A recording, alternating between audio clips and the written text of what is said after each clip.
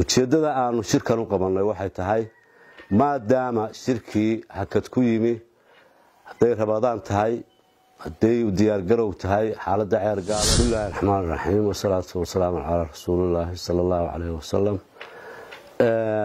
maanta ay taariikhdu tahay 22 bishii labaad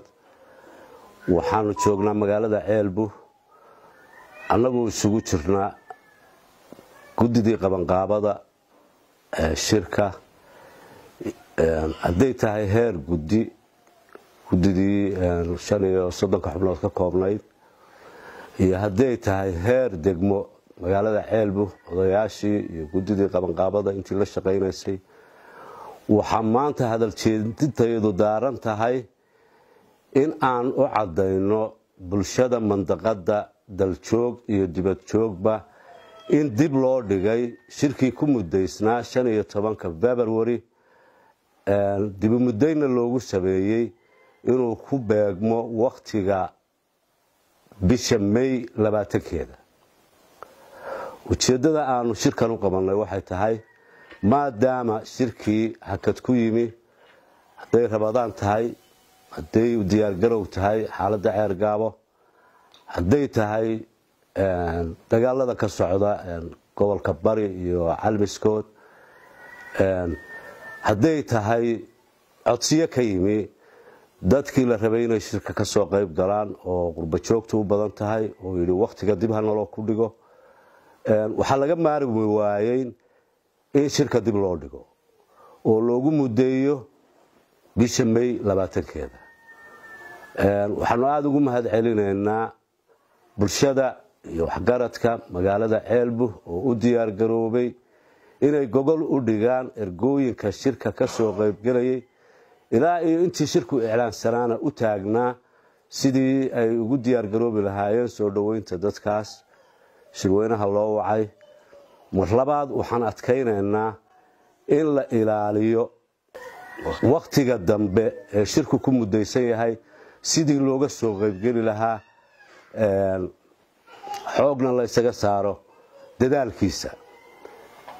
waqti dambe oo dib loo dhigayaa ma jiro waqtiga uu hadda ku mudaysan yahay waa 20ka bisha May fadhiga sida loo sheegay oo waxa uu sheegay fadhiga aan hadda isugu nimi magaalada Ceelbu shirkii 15 February waa dib dhac ayaa ku yimi marka sabab dartood sidii hadda loo sheegay ayaa dib dhacaas yahay waxaanu marka isugu nimi inaanu shirkii mudayno sidii hore loo sheegay oo sheegay xaajigu 20ka May ayaanu u astaynay waxaan isleenahay waqtiga la asteeyay meel kasto la joogaba dibad iyo gudaba waxaan rajaynaynaa balantaas hadalkaas markuu inoo soo gaaro in loo toog hayo loo diyaar garoobo waqtiga kadib magaaladuna ay isu dhigto waqtiga timeka isaga ah sidii hore isugu diyaar garaysay inay u sii diyaar garoodo waqtigeeda baaqa waxa sii daayay odayaashii hore si ay u sii daayeen weeye waxaanu hadaan nahay reer Ceelbu waxaanu ku tala galnay February 15keedii waa ku sugeynay shirkii dib u dhacay sida odayaashu sheegeen waa looga reyn waayay waxaana keentay kamaarwaa laga maarmi waayay dadka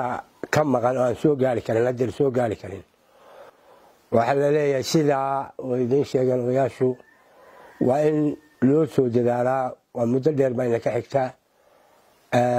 waa 3 bilood oo dhow waa in inta loo soo dadaalaa waa February ku jiraa March April